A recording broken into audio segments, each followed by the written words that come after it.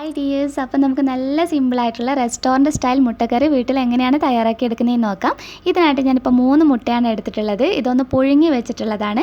ഇനി ഇതിലോട്ടേക്ക് നമുക്കൊരു 1/4 ടീസ്പൂൺ മഞ്ഞൾപ്പൊടി ചേർത്ത് എടുക്കാം. അതുപോലെ തന്നെ ഒരു 1/4 ടീസ്പൂണിനടുത്ത് കുരുമുളക് പൊടി, പിന്നെ ആവശ്യമായിട്ടുള്ളത് ഒരു 1/4 ടീസ്പൂൺ പിരിയൻമുളക് പൊടിച്ചിട്ടുള്ളതാണ്.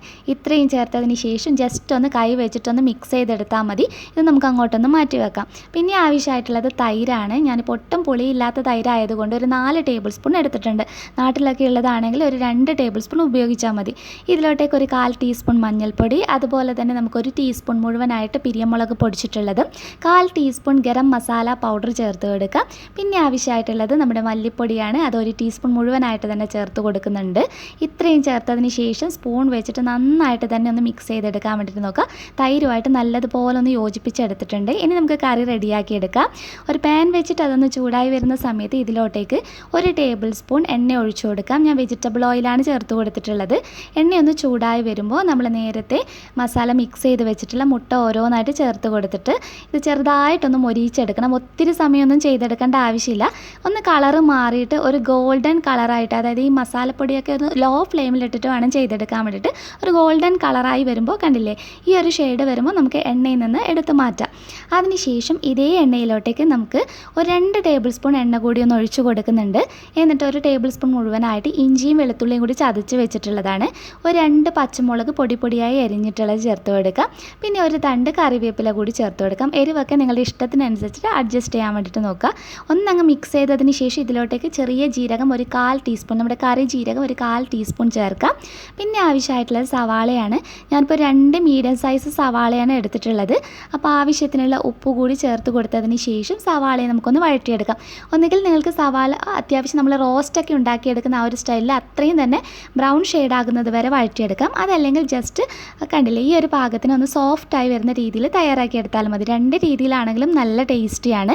അപ്പോൾ ഇതൊന്ന് വഴറ്റിയെടുത്തിട്ടുണ്ട്. ഇനി ഇതിലോട്ടേക്ക് ഒരു ചെറിയ തക്കാളി ഒന്ന് ഞാൻ മിക്സിയിലിട്ട് അടിച്ചെടുത്തിട്ടുള്ളതാണ് കേട്ടോ. അപ്പോൾ അതുകൂടി ചേർത്ത് കൊടുത്തിട്ട് ഒന്ന് നല്ലതുപോലെ ഒന്ന് മിക്സ് ചെയ്തെടുക്കാം.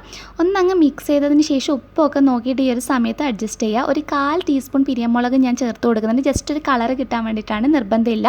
ഇതൊന്ന് അടച്ച് വെച്ചിട്ടൊന്ന് കുക്ക് ചെയ്തെടുക്കണം. അപ്പോൾ ഞാനൊരു ഇത്തിരി സമയം ഒന്ന് കുക്ക് ചെയ്തെടുത്തിട്ടുണ്ട്. നമ്മുടെ തക്കാളിയൊക്കെ നല്ലതുപോലെ ഒന്ന് വെന്ത് കിട്ടിയിട്ടുണ്ട്.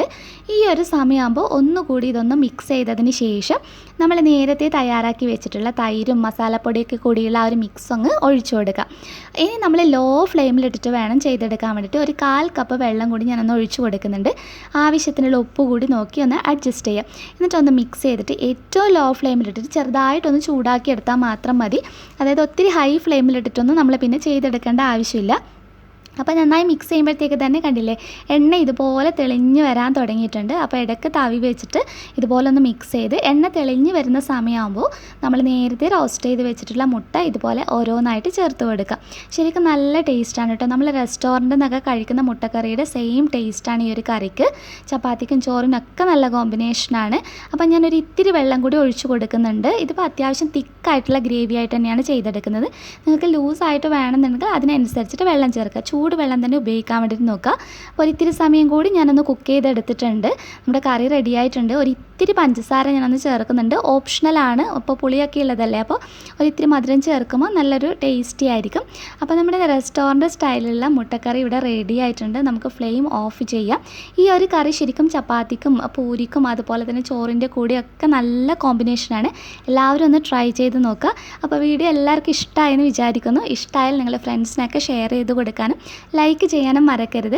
നെക്സ്റ്റ് വീഡിയോയിൽ ഇനിയും നല്ലൊരു വെറൈറ്റി ഡിഷുമായി കാണാം. അതുവരെ ടേക്ക് കെയർ. Bye bye.